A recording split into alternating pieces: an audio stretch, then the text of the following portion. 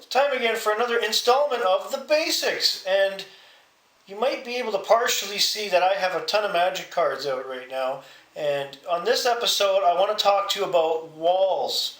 Now, I've alluded to them on previous episodes, and there's a lot of people out there, for some reason, that do not put walls into their decks. I'm going to tell you why you need to put walls in your decks. So pay attention, okay? Wow! Magic cards! Anyways, moving right along.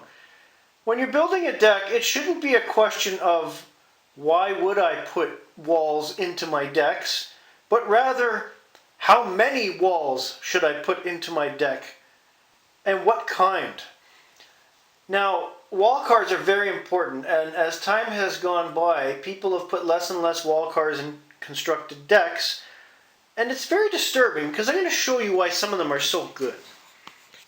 So for example, for red we have Wall of Heat.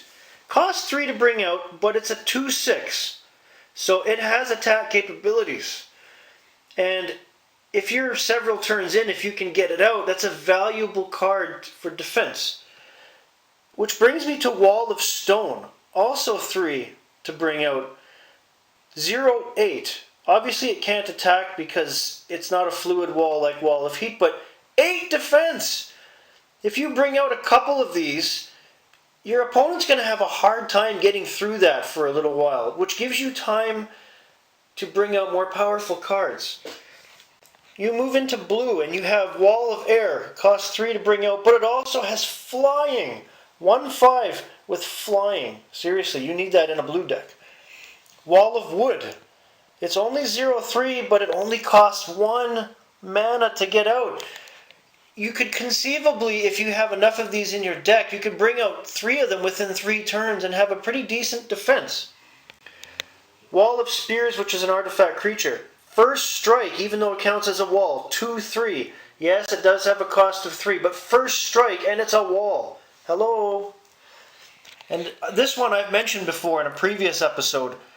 For black, Wall of Shadows. Yes, it costs 3 to bring out. Now you might think, oh, 0/1, that's stupid. Ahem.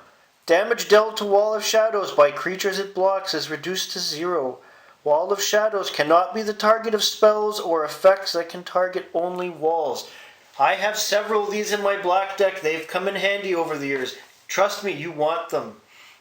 And finally, one of the best walls, Wall of Swords for white. Yeah, it costs 4 to bring out, so it's one of the higher cost walls you can use. But it has flying. 3/5 wall with flying. Hello! I hope everyone's getting the picture by now that walls are valuable in your deck. I'm not in any way joking when I say that something as simple as a wall card could be the difference between life and death in a game of Magic the Gathering for reasons that I've already explained earlier in the episode. Therefore, you should have walls in your deck. If not 3 or 4 of the colored walls, depending on the deck color you're using.